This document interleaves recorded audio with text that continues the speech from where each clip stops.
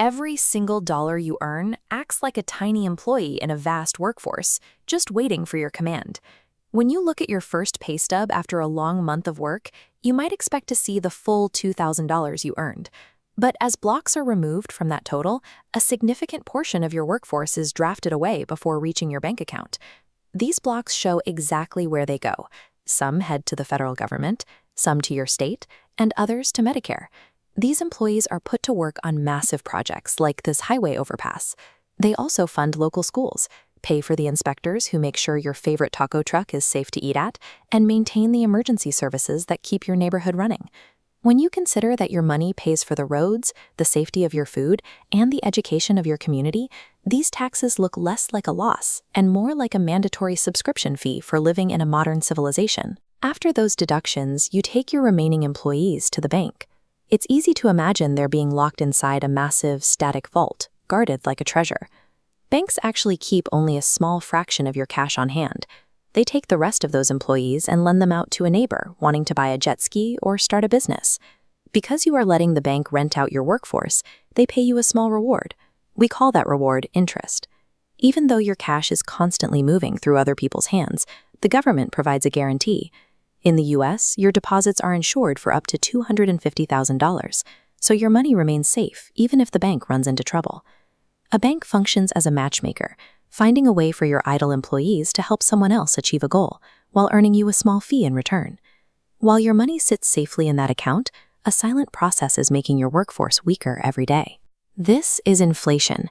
It means that over time, your dollars lose their energy. A $5 bill stays a $5 bill, but it buys fewer bags of chips or gallons of gas than it did just a few years ago. This photograph of currency rolling off a printing press shows one of the main causes. When more and more money enters the economy, but the amount of stuff we can buy stays the same, businesses raise their prices.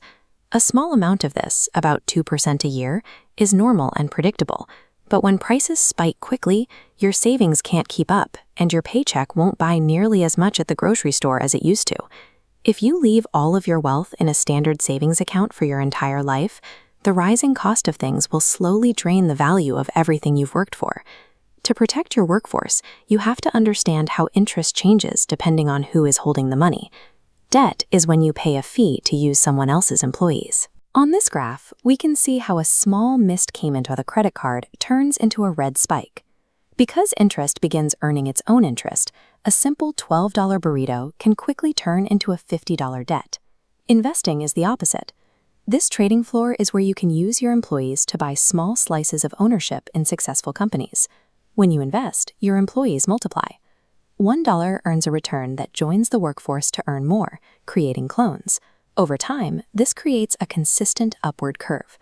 $100 becomes $200, then $400, repeating until your workforce is significantly larger. Markets will go up and down in the short term, but that temporary movement is very different from the guaranteed, slow loss of value that happens when cash just sits under a mattress. Interest can be your worst enemy when it's tied to a loan, or it can be your most valuable employee when it's working inside an investment.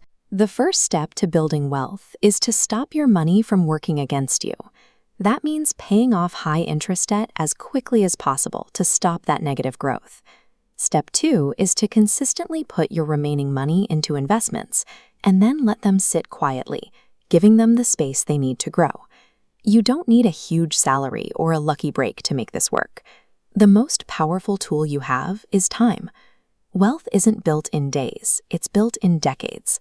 Money that sits quietly in an investment doesn't just grow, it multiplies. Slowly at first, then faster.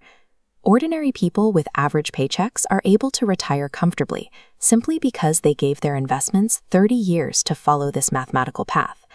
When you eliminate debt and give your money enough time to multiply, interest stops being a cost you pay and becomes the engine that builds your future.